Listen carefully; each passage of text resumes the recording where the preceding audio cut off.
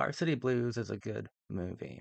I can't say that I loved it, but I didn't think I would love it. I really, really enjoyed it, though. It's largely about cultural deicide, about the idea that sports is a new religion. The spectacle is now spiritual. Spirituality is all about exhibition, performance. Worship is a constant of people and communities where people worship now. Movie theaters, football stadiums, arenas. A society of the spectacle, where the distinction between the spectacle and actual life is so arbitrary that it's meaningless to try to separate them. Religion is lampooned in this movie. The only character seemingly truly invested in actual religion is a child. In the postmodern art world, immaturity and religiosity are connected because religion is ultimately childish. But we have new gods now. They're called quarterbacks. They're called football coaches. Religion satisfies a need. Communities need to worship. They need to feel good about themselves. They need to feel nostalgic and sentimental. Religion is dead. Sports, alive and well. Same with cinema. Sports fill the void that God's death left in the ultra-modern world. James Van Der Beek is very good in this film. I actually liked his performance a lot. Didn't really even think about Dawson Leary, which is nice. James Van Der Beek is a very gifted actor. He plays Mox, rejecting the football lexicon, the status quo? Or is he some sort of purifier of the spectacle? The spectacle is being run and operated by a terrible, senseless, thoughtless football coach played extraordinarily well by John Voight, who seems to excel at playing deadbeats and dirtbags. Mox and the rest of the team are able to usurp him, to dethrone him, took on the king for the crown, and they won. And what they won is more than simply purifying the spectacle. They won control over it. The spectacle is unavoidable. It's not about dismantling the spectacle. That's not what a postmodern goal is. The goal is to control the spectacle, or at the very least, make sure that there is no control. Make sure that there isn't an invisible king somewhere pulling the strings. Take control of your own existence. How do you come of age? How do you come into maturity? Adolescence is truly just a deconstruction of youth. You become mature by deconstructing your youth. That's how maturity is reached, by deconstructing youth. You have to use postmodern techniques in order to get there. And if you deconstruct the spectacle through the eyes of youth, it will feel glorious in a way that is similar to how one would speak of a religious event, a religious experience.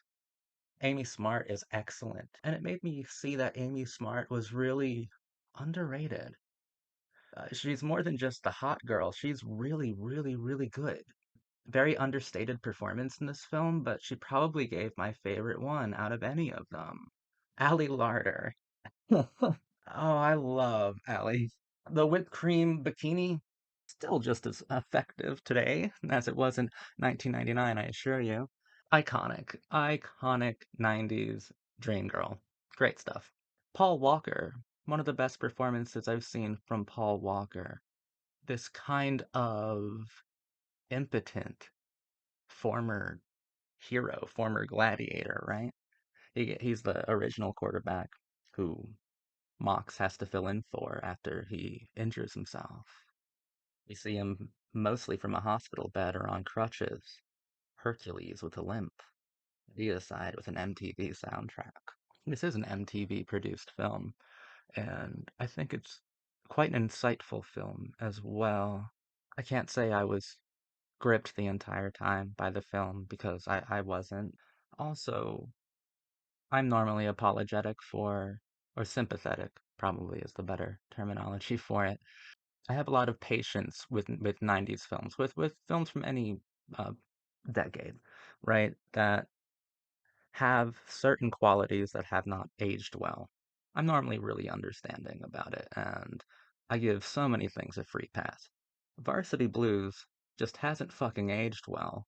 Or when it came out, it was considered like edgy then, which is only fat phobic and racist and sexist now, just purely. A lot of the jokes and a lot of the themes and qualities and even entire character arcs. A lot of them are tasteless in the 2020s, and I can't even forgive most of it. It's eye roll inducing. But it had to have been eye roll inducing then to a certain extent as well. I think it was going for edgy. Like I said, MTV produced it. But if we keep with the primary theme of James Van Der Beek's character assuming the role of a god, and he's already this rebellious sort of person. He has this rebellious quality, a streak of a rejected sort of nature. When he has to assume the role of Paul Walker, the role of the local Hercules, he nearly assumes the identity of the missing god king, right? He nearly assumes that identity. He almost fucks Paul Walker's girlfriend. He soaks in the adoration. And Amy Smart's character is the only truly authentic character throughout the whole entire film, who doesn't entirely despise football or despise the spectacle. She despises the egotism that this sort of controlled and chaotic spectacle, extremely self obsessed spectacle, self generates.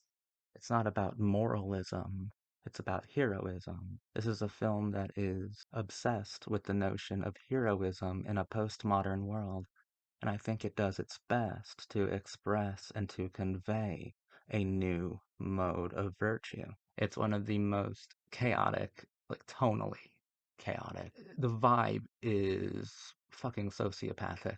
Honestly, it is manic. The best way to describe the tone and even the composition of the film. Absolutely manic and sensitive. There's a lot of edge to this very sensitive film. But then again, I'm talking about an MTV produced film.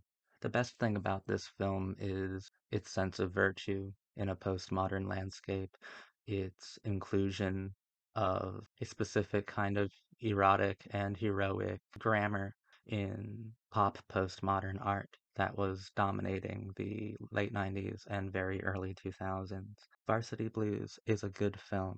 Amy Smart is probably my favorite thing about the film. I just found myself touched by her characterization. I thought she was really good and the most relatable character for me. I'm not one who is easily swept up by egotism.